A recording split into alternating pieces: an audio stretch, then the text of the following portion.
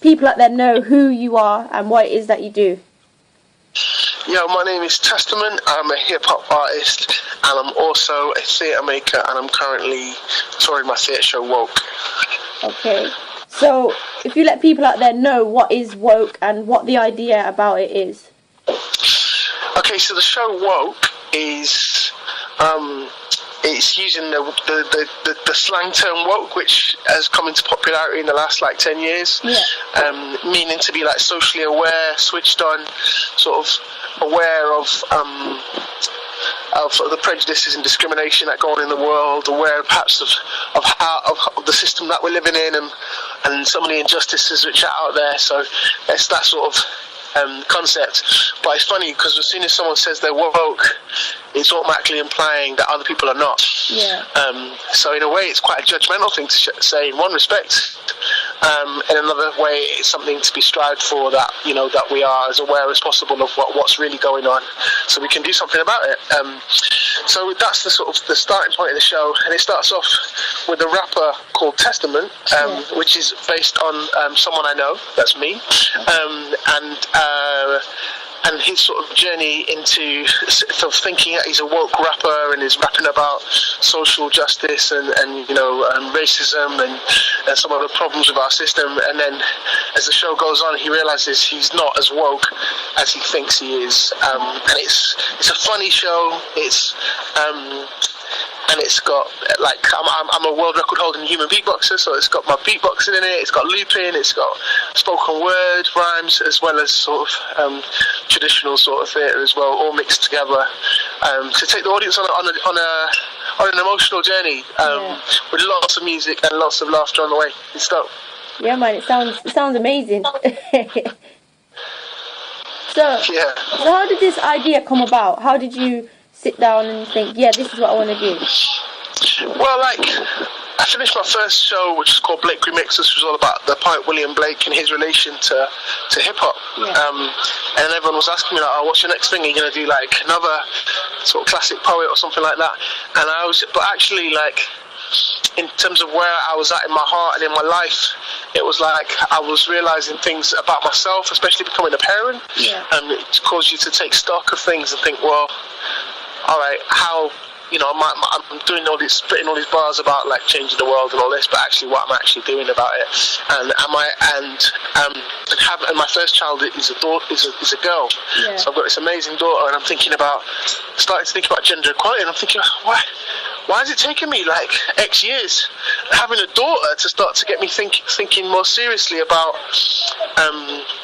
sexism, and instead of just paying lip service and trying to be a nice guy, it's okay, that's cool, but what are you actually doing to change things? I know from racism, it's not enough for people just to go, yeah, I'm cool, I'm a nice guy, I'll leave it at that. It's nah, if we're going to change things, we've all got to do something, whether it's calling something out when we see it, or it's not about being passive, it's about being actively trying to change the world, trying to make things a little bit better than you left it.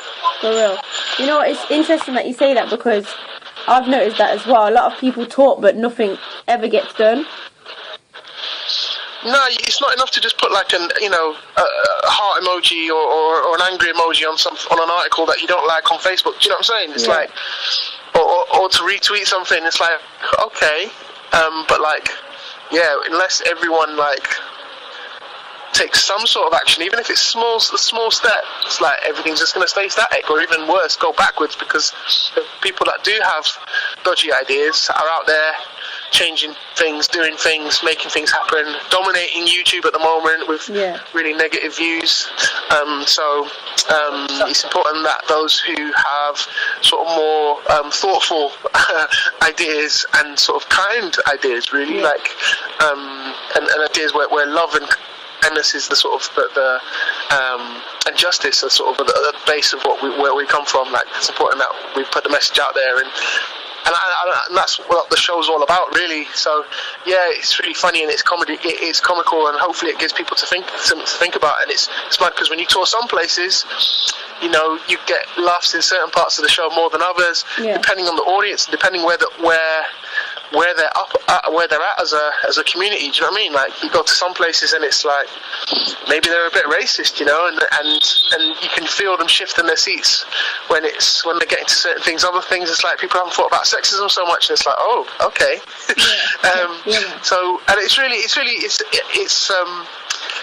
and I think by doing the show, like, I'm showing my own failings and my own brokenness, and my hope is that by showing my own weakness and failings, like, it might inspire people to see solutions, you know, and encourage us all to, like, listen to each other a bit more. Definitely. We all have failings, we all have strengths as well, so definitely. Yeah, for real. So you spoke that you was but you are a rapper and a beatboxer. Yeah. So how did you get into that? Because that's awesome. Yeah, I hope so. Yeah, I guess it's like my big brother, really. Like, my big brother had his best mate sent him a cassette of De La Soul's second album, De La Soul Is Dead, and that was playing through the walls and into my little room next door, and started to get giddy with it, and really, it was amazing to hear hip hop, which was like really funny, clever, funky, still had like a real hip hop vibe, but like I felt like, oh, this is the kind of hip hop that I would make, you know, that's just what would inspire me to do something. And then that sort of opened me into like the whole world of hip hop, for everything from Wu-Tang to whatever, WA, etc., and obviously up to date to now, you know, with Kendrick Lamar and J. Cole and people like that, or whoever really. So opened me up to that world, and hip hop really has been a big part of my education, really introducing me to lots of ideas. You know, listening to a Public Enemy album, you're learning about a lot of different things. You know what I'm saying? And the same way, if you listen to even Drake, you know, like he's exploring concepts and stuff, which is pretty good for a pop star, to be fair. It's hip hop has been like a massive educational thing for me to view the world and to get in touch with things like history and social movements and so forth. So how about beatboxing? How did you get into that? Beatboxing, that was just me messing around when I was a kid. Like, I was just waiting for my mate Tony to tie his shoes. Yeah. And because I crawled around to his house when I was like 11, and he was taking ages to tie his shoes, and I just started like making little sounds from sort of as you come to yourself, passing the time, waiting in someone's hallway, and then I started to make. Oh, I like that sound. All right. So I sort of developed beatboxing kind of in a bit of a vacuum, and then sort of as I grew older, I found out, oh, this is a thing, great, and then like a whole like legacy and a tradition there, and so yeah, that was really inspiring. And then I think, when I started doing live hip hop shows, I used to incorporate a little bit of beatboxing in. I used to got a little beatbox section, if you like. And then I met a beatboxer called SK Shlomo, who encouraged me to really do it, and he was artist in residence at South Bank Centre in London, Royal Festival Hall, etc. And I joined his group for a few years, and that was just a really intense, just pure beatboxing and music, which was awesome. So and that sort of fully put me in the world of human beatboxing. Yeah, man. Well, it's funny that you say that, because I do a little bit of beatboxing myself. Is it? Yeah. And Go on, then. I love it. Go on, give me some. Alright. Hey. Yeah, man. That's dope. Yes, DJKat. Yeah, man. We have to link up on that for sure. Yeah, for real. Yeah, man. For real. Like, I have to come after the show, I'll have a cup of tea with beatbox. Yeah, man. Why not? Exactly. So what or who is your inspiration? I guess one of the first people to blow my mind was Gil Scott-Heron. He still a massive inspiration. The Revolution Will Not Be Televised. I remember hearing that on a compilation, again in my brother's room, on his little Iowa 3 CD changer system with all lights on it. And so you know it must be good because it's got lights on it, innit? And I remember hearing that, and I was like, who's this? What is this? And then he found out he was coming into where I was living at the time, which was Manchester. And went to see him and live, and it changed my life. Wow. Changed my life forever. Someone to use music to talk about the world, drink orange juice live on stage whilst playing a sick electric piano, and and changing the history of music. Do you know what I mean? It's like, wow, what a guy. He battled with his own demons and stuff like that, which is quite well known. But his impact on music, but also especially on hip hop. But poetry, everything. Wrote 2 novels by the time he was 21. It's a real phenomenal human with a great view of the world and real humanity about him. So Gil Scott-Heron is probably my first go-to person. Yeah, man. Definitely. So, what are your hopes for the future? There's a lot of projects in the mix at the moment. Like the last show that I did, theatre show, was a show that I wrote called Black Men Walking, which came to Belgrade, and went around the country, and it's about to go on its second tour, I think, in September. Okay. It's doing really well, and it's nominated for a bunch of awards and stuff, so that's a blessing. And that's opened the doors into a lot of new theatre stuff. So I'm currently working on another play, a musical about the first black woman to run for American president. Wow, okay. Which I'm thoroughly enjoying. It's a real joy to write the music for that and write bars and song lyrics and work on production that's coming from hip hop background and music background and then coming into the theatre. It's really exciting to use my skills in kind of a new context. And then there's a possibility of working at other mediums as well. I've got a radio play coming up with Radio 4, first radio play, and then possibly some TV stuff down the line. We'll see. I never believe that till it's locked. So we'll see.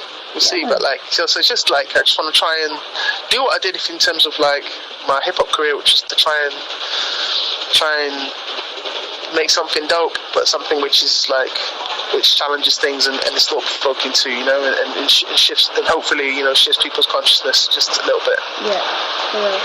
So as a youth worker myself, I'm really interested in young people, and how do you think this play will relate to young people? Quite a lot. It's funny. I do workshops in schools and stuff, and you can go into pretty much any secondary school in this country, and I can say the words snowflake. I can say social justice warrior. What else? It's terminology that comes from the far right of the internet. Yeah. And which is anti any trying to make a stand about racism. It's anti trying to make a stand about discrimination. It's trying to shut down that stuff and trying to say these things kind of don't exist anymore. And in fact now the people that are campaigning to make the world better are actually the problem, and we got to stop these evil, whoever. These evil Black Lives Matter people, or etc. You know what I'm saying? So that's these people on that vibe. And they are having every class that I go into now. There's always a kid, or even a bunch of kids, depending on the school, who have been affected by that. Either they've totally bought into this philosophy, which is really, really a problem, really destructive. Yeah. It's got a very narrow view of what it is to be a man, and it's quite toxic in how it views masculinity. It's trying to sort of say men have got to fit into this certain one-size-fit-all T-shirt, which me as a rapper, and I don't fit into that. Fit into the projection of what they're saying. A man should be at all times. You know what I'm saying? Yeah. So I think for young people, I call out things in the show like that. I also, I think getting people to think critically about things, and one of the things I do is I am hip hop. I love hip hop. Hip hop runs through my veins. It's been very good to me, but it's not without its problems. Yeah. And I think as people who love things, whether that's film, art, sport, whatever, we've got to be critical with it. You know, if you love something, you know, like, you know, if you love your best friend, then, and they've got something on them, and they've got snot hanging out of their face, you tell them, don't you? You know what I'm saying?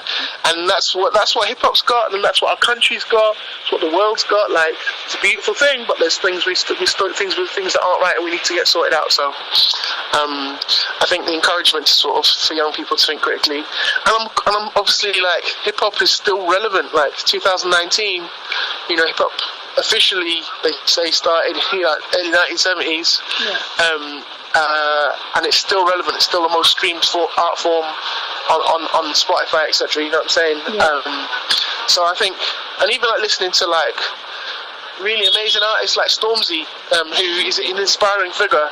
Like, even he is like, I'm listening to some of his lyrics on his latest single, going, "Rah, this is just like porn. You've got porn in your chorus. What's going on in the chorus, fam?"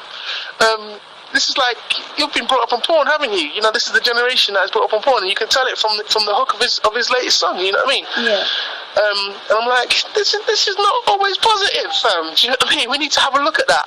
Yeah. So I think it's all these things like are part of the show, and more. So like, yeah, it's kind of funny, but like, yeah, but as I say, thought-provoking too. Yeah, man. So when are you at the Belgrade for people? Well, not just the Belgrade, but where are you going? Where are you at? Those sort of things, so people can come and check you out. All right, cool. So I'm at Belgrade on June the 15th, Saturday, June the 15th. You better get your ticket quick. Yeah. Everybody, if you're listening, watching, whatever. And also, I'm touring other parts of the country as well, and you can find out more details at testamenthomecut.com. HOMECUT, testamenthomecut.com. It's got all my dates there and all the things that I get up to. Yeah. So is there any final thoughts before we end the interview for the people out there listening?